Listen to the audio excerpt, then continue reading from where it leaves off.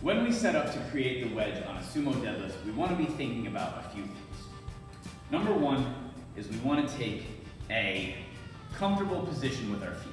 Some people are going to deadlift a little bit wider than others, so you want to make sure that you are in a position that you can get your knees to travel outward and sit above your feet. So let's say, for example, I was to try to set up all the way out here.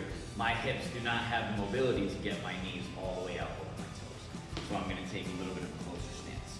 Okay? Some people might even be even more narrow than that. You basically want to set a position where you can open your knees up, and when you get to the barbell, your knees are almost in the same exact position as your toes, and you have a nice vertical shin angle. So that's the first step, setting up a nice position. The one way that I like to teach this exercise, and the way that I like to talk about it with my clients, is I like to talk about setting the wedge from the top down.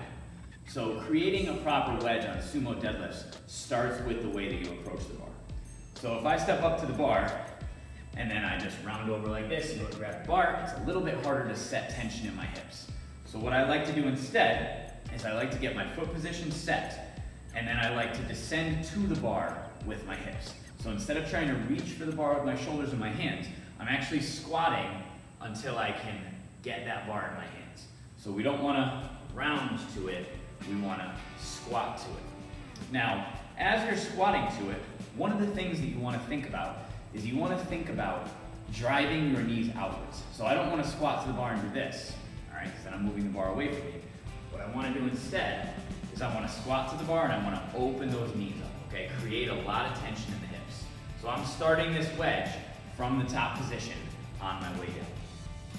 So, as we're descending, the next step in creating the wedge is as we can reach the bar, we want to pull the bar into our hands and pull back through our shoulders. Okay, so this is a deadlift bar, so it has a little bit of a different tensile strength, so you'll physically see the bar spring and bend a little bit before it moves.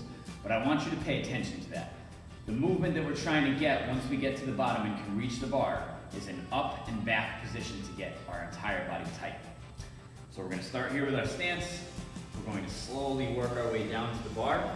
Once I have this bar in my hand, watch closely, I'm pulling up and towards my body.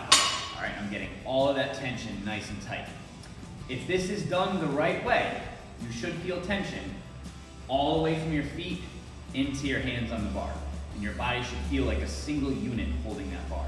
Now the reason why there's so much tension is we started creating tension from the top of the position.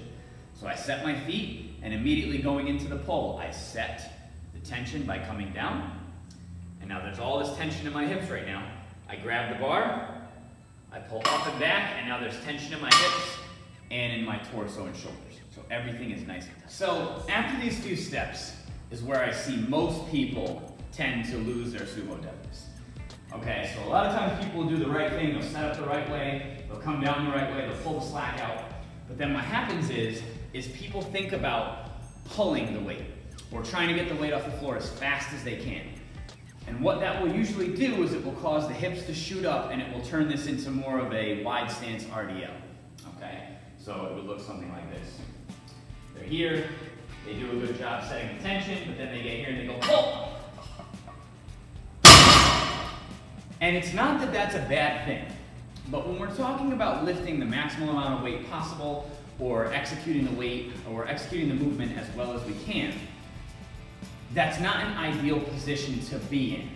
And it's a little bit more work for your body to perform the movement that way. The reason why we want to try and execute the sumo deadlift this way is it allows our body to use all of its most advantageous leverages to move the bar in virtually a straight line, okay?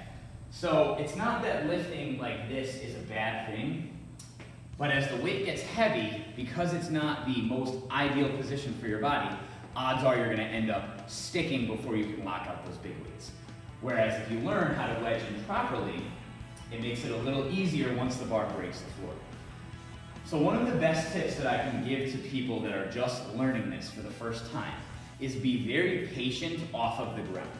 So when you're first learning that wedge, especially as the weight gets heavy, it's going to take the bar a second to break the floor. So instead of trying to rush through like getting it off the floor or trying to pull the bar off the floor as hard as you can. You want to be very patient until you feel the bar start to break the ground.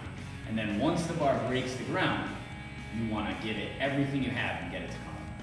So I'm going to put a little bit more weight on here and demonstrate what that will look like. I want you to pay attention to the difference between the speed at which the bar breaks the floor and then the speed at which the rep is executed once the bar is off of the floor. So we want to set our tension. We want to come down to the bar, set up, squeeze into it, patience, and then pull. So you want to be very patient as the bar breaks the floor. And as the bar breaks the floor, we create more tension and spring to the lock. There are a few tips that I want to leave all of you with in this video. The first thing is when you choose to learn how to sumo deadlift, be patient with yourself. Learning sumo deadlifts takes a very, very long time. When I first started doing them, they looked awful. And it took me probably about a year to a year and a half to really learn how to wedge into them and pull them off the floor the right way. But throughout that time, I was still able to progress on them, even though they weren't executed properly. So understand that even if you aren't doing them perfectly right now, that's okay. You want to still keep working on them and keep trying to wedge into that position, and over time, your body will learn how to get into it.